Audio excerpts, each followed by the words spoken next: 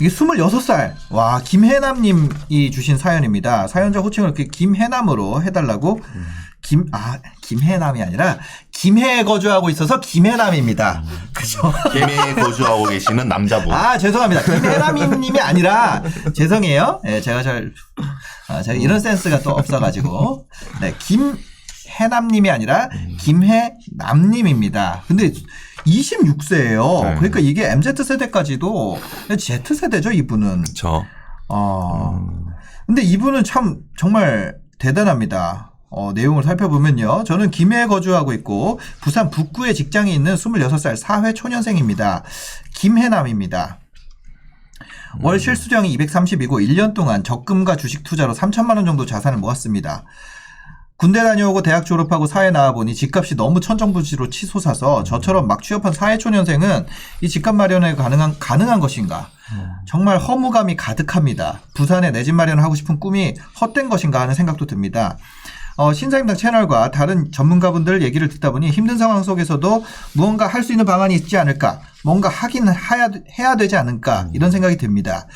그래서 나름대로 방안을 탐구해봤는데 첫째, 부산 극초기 재개발 재건축 몸테크 요거를 생각을 해봤고요.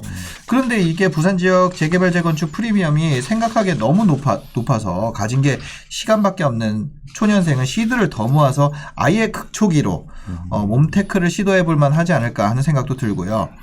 그런데 제가 생각하는 리스크로 부동산 열기가 시들해지면 가칭 땡땡 구역이라는 명칭으로 불리는 극초기 재개발 재건축 집값이 쭉쭉 빠질까봐 걱정이 된다는 것입니다. 두 번째는 김해가 비조정 지역이에요. 비조정 지역인 김해 갭투자입니다. 제가 살고 있는 지역이기도 해서 쉽게 공부할 수 있겠죠. 그러나 제가 생각하는 리스크는 공시가 1억 미만 투자 열풍으로 전국에서 투자자들이 몰려와 저가주택을 이미 가격을 많이 높여놨다는 점입니다.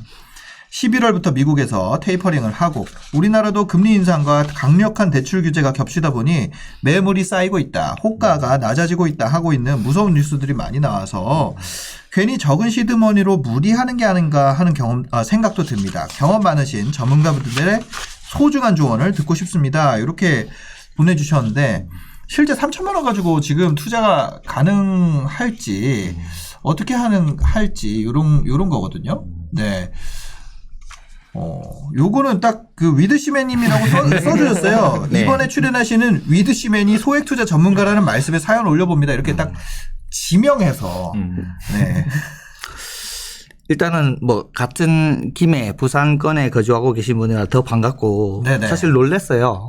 월 수령이 230만 원인데 그러면 네. 1년을 모아도 그대로 한 개도 안 쓰고 모아도 2천만 원대죠. 3천만 원이 되지 않아요. 네네네. 근데 그걸 3천만으로 만들어낼 정도로 주식 투자를 해서. 그렇죠. 경제관념이 있다라는 걸로 네. 일단은 먼저 받아들였고 그래서 26세임에도 불구하고 부동산 투자에 관심을 가진다는 자체가 네. 놀랍습니다. 사실 놀랍고. 근데 여기 AZ님께서 3천은 좀 너무 적지 않나요? 투자하기에 부동산. 네. 단적으로 한번 말씀드려 볼게요. 예를 들어서 1억짜리 아파트를 사는데 네. 1,000만 원이 듭니다. 9천만 원이 전세가 들어와 있어가지고. 네네. 근데 그 집이 1억 5천이 됐어요. 돌아가서 생각을 해보자는 네네. 거죠. 그렇게 5천만 원을 벌 수 있는 집이 있다면 안 사실 거냐는 거죠. 사야죠. 당연히 사야죠. 네. 근데 중요한 거는 이 1억짜리가 과연 오를까? 1억짜리가 9천만 원 전세라 할지라도 이게 오를까라는 그 심리 때문에 이 집 안 좋은데. 네. 그래서 그 심리에 대한 것만 조금 무너뜨릴 수 있으면 괜찮아 올라갈 거야. 안 올라가도 좋아 라는 생각만 할 수 있다면 얼마든지 살 수 있고 기회가 있는 건데 네네. 그 기회를 사실 이분께서 다른 이 극초반의 재개발 재건축도 생각을 하고 네네네, 계시고 맞아요. 비규제 갭 투자도 생각을 하고 계시지만 아쉬운 건 경매를 한번 생각해 보셨으면 어땠을까. 이분 지금 내용에 보면 제가 가진 게 시간이라서라고 되어 네. 있거든요. 네. 젊으신 분이니까. 맞아요. 그러니까 급하게 내 집을 결혼해서 사야 되고 하는 부분이 아니잖아요. 사실은 투자를 위해서 투자를 하는 거지. 그러면 네. 좀 더 안전하게 하기 위해서 이 극소액으로 사기 위해서 경매를 이용하기 한다라는 생각을 조금 해보면 어떨까라는 생각이 들었고 그래서 지금 살고 계신 김해에도 네. 경매 투자가 엄청 많이 이루어졌어요 벌써. 네네. 근데 지금 시장이 좀 바뀌고 있는 부분이기 때문에 또 다른 게 무슨 얘기예요? 예를 들면 김해에는 입지가치 그러니까 학교나 상가나 교통이 무너지지 않는 지역에도 네. 않는 지역에도 약 10에서 15년 된 아파트가 네. 가격이 1억 이하인 적이 있었습니다. 그 아파트가 왜 따로 이렇게 딱 있는 그냥 물건 가치가 떨어지는 아파트가 아니라 네. 그런 단지를 이루고 있는 지역이 네. 있었어요. 실제로 지금도 있는데 이 지역의 법인들이나 다주택자들이 들어와 가지고 네. 전세가가 높은 부분을 이용해서 소액 갭으로 일반 매매를 하면서 물건을 많이 걷어들였어요. 그래서 가격이 쫙 올라갔는데 네.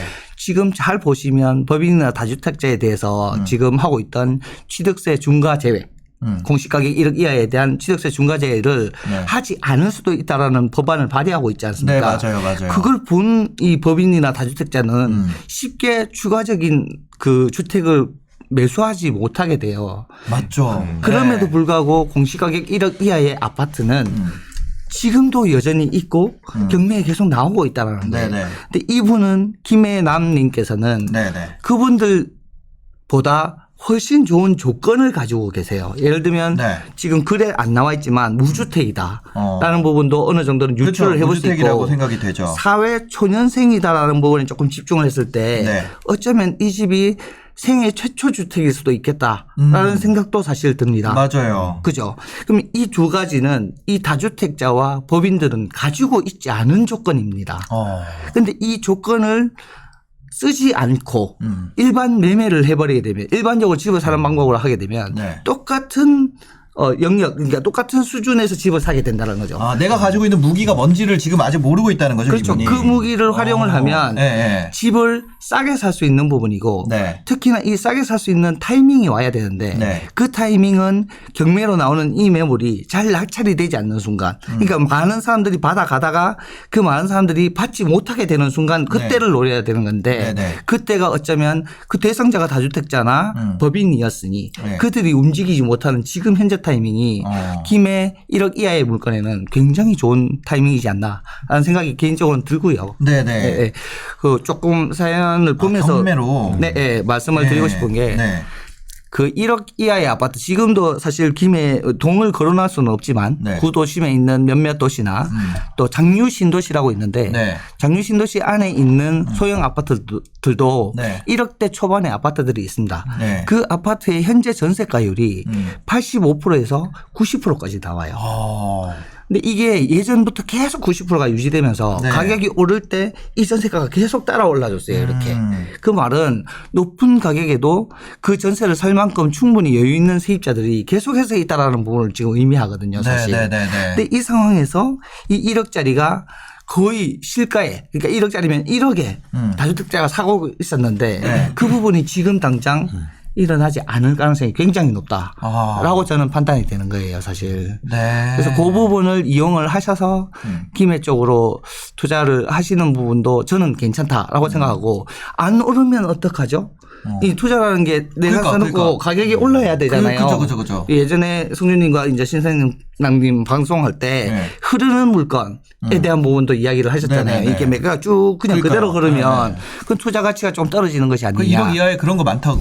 근데 반대로 이게 쭉 흐른다는 말은 네. 떨어지지 않는다는 거고 네. 떨어지지 않는다는 말은 전세가 이걸 받쳐주고 있다는 거잖아요. 네. 근데 올라가지 않을 뿐이지. 네, 네. 근데 이거를 만약에 경매에서 처음부터 싸게 사버렸다면 네. 그래서 확정 수익이라는 걸 알았다면 그 확정 수익을 지키기는 네. 더욱 안전한 물건이 오히려 지금 현재 갭이 붙어 있는 물건이 아닌가라고 판단이 되고 네. 소액 투자자는 사실 좀 전에 뭐 재개발 재건축도 이야기했는데 변동성이 있어서 본인의 자금이 묶이거나 본인의 자금이 줄어들 수 있는 물건에는 사실 투자를 하지 않는 것이 좋아요. 네. 이제 본인이 첫 투자를 하거나 소액 투자를 했을 때 그 돈이 계속해서 순환되고 네. 그러니까 황금성이 좋고 그리고 이 황금을 하면서 조금이라도 수익을 내서 이 자금이 불어날 수 있도록 해야 되는 거지 얘가 큰 수익을 한 번에 내줄 거라 생각하고 딱 들어가는 거는 오히려 더 위험할 수 있어서 이런 부분을 네. 이제 사회 초년생이시다 보니까 재테크 공부 많이 하실 텐데 네. 경매 공부를 조금 해서 이렇게 접근을 해보시는 건 어떨까? 그럼 예를 들어서 이거를 들어간다고 하면 네. 뭐 예를 들어 1억짜리 아파트가 있어요. 네. 그럼 내가 그 거기에 뭐 입찰을 뭐 8천만 원 써서 됐어요. 그 다음에 그냥 바로 1억에 판다는 건가요? 아니죠. 지금 네. 상태로 봤을 때는 네. 예를 들어서 이 김해 그것도 지역마다 조금 차이가 있는데 네. 김해는 좀 전에 읽으셨지만 비규제 지역이라는 내용이 있습니다. 네. 그죠? 네. 이 비규제 지역은 본인이 거주를 하지 않아도 네. 점유를 하지 않아도 2년 이상 보유 시 양도세가 면제될 수 있습니다. 본인이 1억짜리를 8천만 원에 낙찰 받았다는 것은 네. 이미 매수 타이밍에서 2천만 원이라는 수익을 확보했다는 거지 않습니까? 그렇죠. 근데 이거를 바로 매도하는 순간 70%의 세금이 결국은 2년 안쪽에서 하게 되면 그렇죠. 아. 그래서 이제 작은 자금을 네.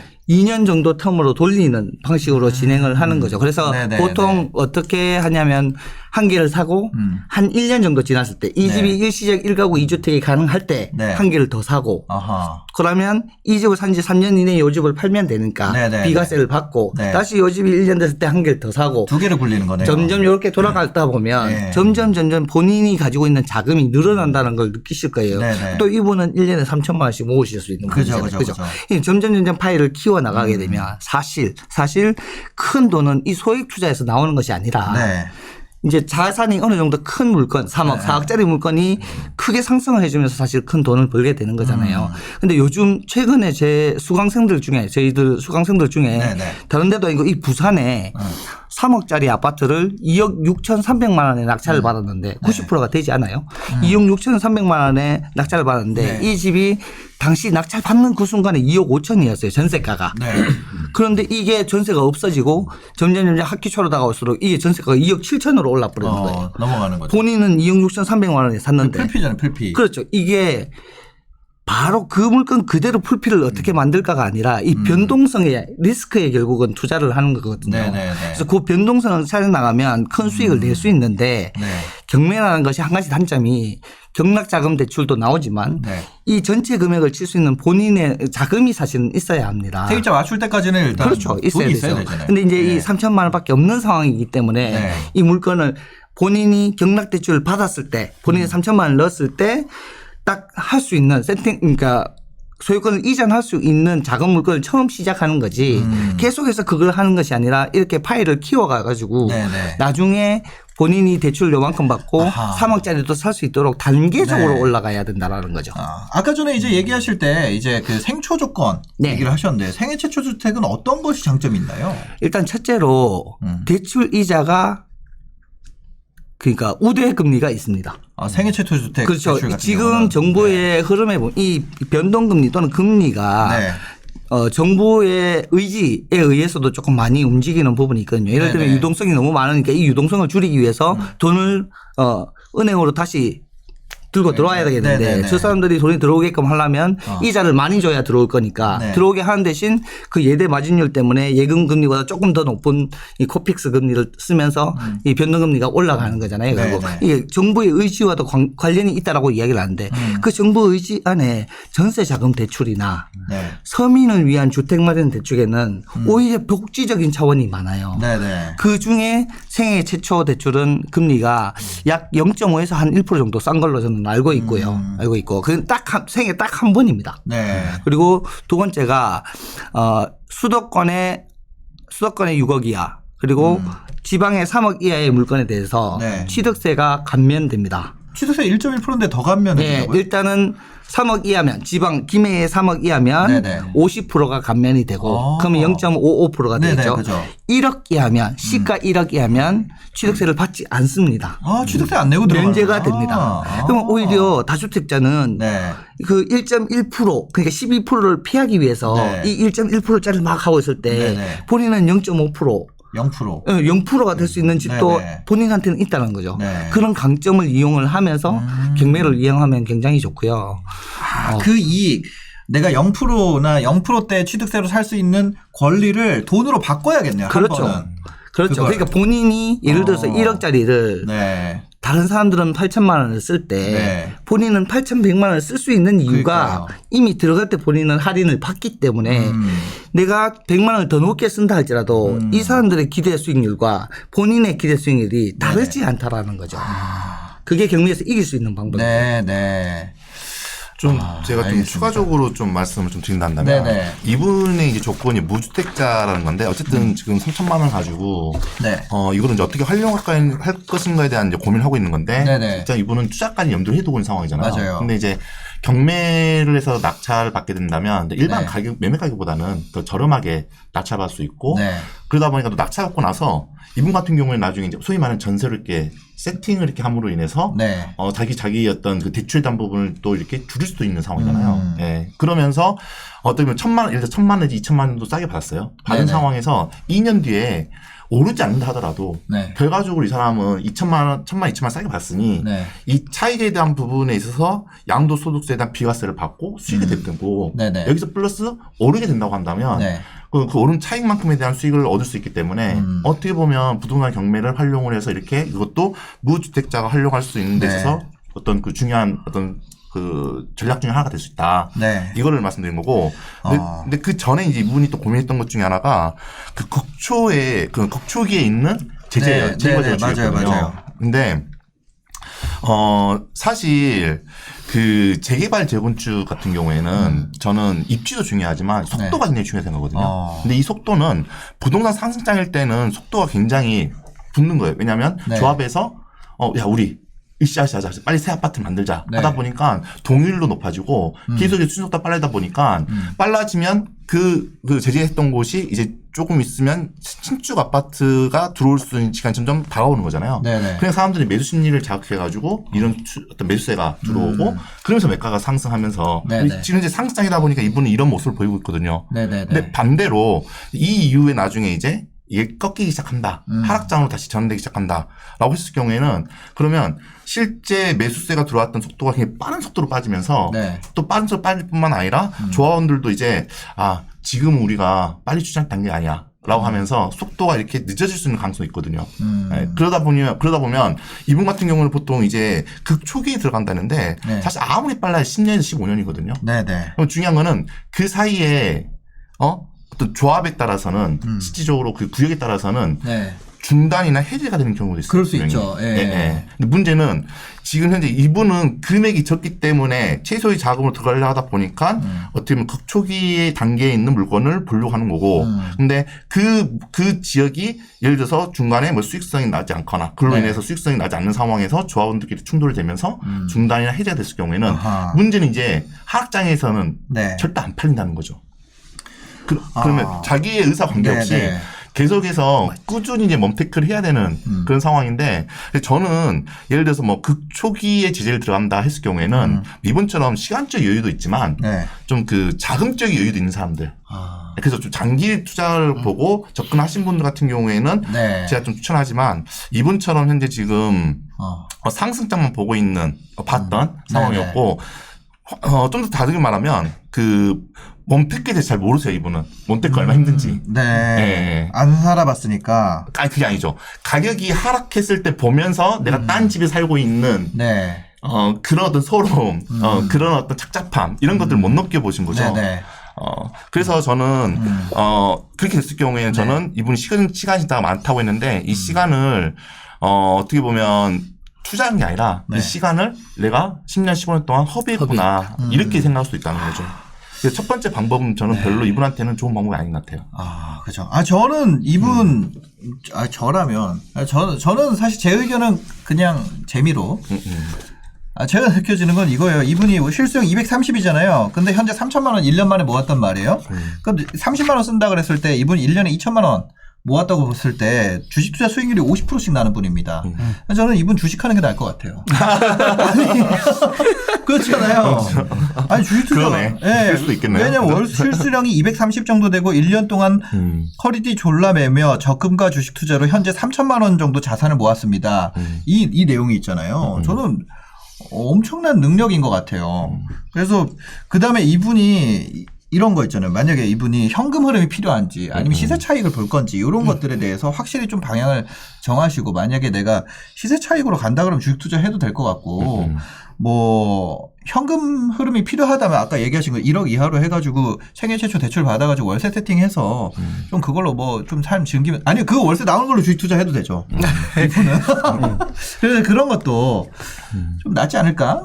예, 뭐 그런 생각도 드네요. 그냥 이 사연만 봤을 때는. 왜냐면 이분이 누군지를 모르니까 저희가. 예. 근데 아직까지 김해가 꼭 주식자지만 부동산을 통해서 가격이 상승할 수 있는 그 여건이 사실 높은 지역 중 하나거든요. 네, 김해가. 저 잠깐 한번 이거 네네네. 볼까요? 잠깐만요. 화면 넘기지 마세요. 지금 요거 예, 지금 넘겨주세요. 예. 김해 보면 김해가 사실 반등이 시작하는 거는요 2019년도에 시작했고요. 네네. 최근에 상승이 나타나는 시점은 2020년 11월부터 가장 1년 전부터 최근이네요. 네네네. 상승을 해왔던 엄청 그런 상황이고 최근이네요. 예. 물론 지금 현재 전체적인 어떤 거래량이라든지 수요 입주물을 본다고 하면 네. 지금 다른 지역에 비해서 최근까지 거래량에 대한 부분도 굉장히 높은 편에 있습니다. 지금은 그 이제 매매 월 평균 거래량보다 더 낮게 이렇게 거래되는 이런 추세인데 네. 그럼에도 불구하고 한번 그 어떤 거래량이 터지고 난 다음에 어떻게 보면 계속 우상향하고 있는 그런 모습을 좀 보이고 있거든요. 네. 근데 김해의 이제 가장 큰 어떤 그 리스크적인 측면으로 봤을 경우에는 2019년도에 공급 물량이 들어온 이후부터 그 이후부터 현재 지금 물량에 대한 부분들이 어떻게 보면 이제 거의 이제 안정화돼 가고 있는 그런 모습을 보이고 있고 실제 지금 김해 같은 경우에도 매매 가격이 많이 하락했던 이 시점이 공급 물량이 들어왔던 시점하고 맞물려 있는 상황입니다. 그러네요. 그러면 추후에 지금 물량에 대한 리스크가 없는 상황에서 거래량이 이렇게 계속 우상향에 대한 모습이 나타난다면 앞으로 당분간 매매 가격 상승에 대한 부분은 어차피 직진성이 있기 때문에 상승의 어떤 직진 방향이 좀 상세로 나타날 수 있는 가능성이 저는 크다고 보고 있고요. 따라서 그런 의미로 본다고 한다면 이 3천만 원에 대한 부분을 이제 본인이 판단하에 좀 더 효율적으로 사용한다고 하면 자산을 좀 더 키울 수도 있지 않을까. 저는 이제 그렇게 보고 있습니다. 김해 지역 같은 경우 3천만 원으로 접근한 물건들이 좀 많이 있나 봐요. 있어요. 있고 특히 이제 김해 같은 경우에는 왜냐면 이게 또 중요한 게 뭐냐면 3천만 원이라면 하면 사람들 소액을 생각하거든요. 그죠, 무조건 1억 이렇게 생각하는데 실제 2억 중반대 물건도 매매가 전세가 갭이 3천이 붙어서 실적으로 금액대는 크지만 실투자금이 적은 물건도 분명히 있다는 거죠. 2억 중반까지도 3천만 원이면은 2억 중반까지도 접근이 가능하다. 지금 현재 김해 같은 경우는 좀 상황이. 근데 지역별로 좀 차이가 있지만 기본적으로 이제 그러니까 제가 말씀드린 건 이제 좀 학군이 좀 어느 정도 있으면서 최소한 초중학교는 있으면서 근데 김해 지역은 그런 것도 좀 잘 발달되어 있는 지역 중에 한 곳이에요. 어떤 게요? 초중학교. 왜냐하면 김해는 다른 지역에 비해서 택지지구 형태 공급이 많이 됐던 지역이다 보니까 다른 집이 상대적으로 비했을 때 나홀로 한다 이런 것보다는 좀 더 이렇게 학군적인 그런 것도 좀 잘 갖춰져 있는 이런 모습을 보이고 있기 때문에 항상 실수요층이 탄탄하다는 그리고 어떻게 보면 이제 부산 지역에 딱 배후지의 느낌도 들잖아요. 그래서 부산의 흐름하고도 또 비슷하게 나타나는 이런 모습을 보이고 있거든요. 알겠습니다. 지금 김해 같은 경우는 뭐 상승 가능성이 시장에서 충분히 있기 때문에 좀 얘기를 또 해주신 것 같다. 해파리님, 김해 지금 가겠습니다. 가기 전에 당진 찍고 가겠습니다. 이런 식으로 무작정 가면 안 된다니까요. 그러니까 무작정 가면 안 된다는데, 그렇습니다. 네. 대단지 아파트가 그렇게 저렴한 가격이라는 게 조금 신기하네요. 처음부터 김해가 그 조성이 됐을 때부터 택지지구 형태의 조성으로 확장됐던 지역이다 보니까 그래서 과거에는 입주가 됐을 때 어떤 그 과도한 입주 물량으로 해서 굉장히 김해 가격 시장이 별로 안 좋았던 시절도 있었어요. 알겠습니다.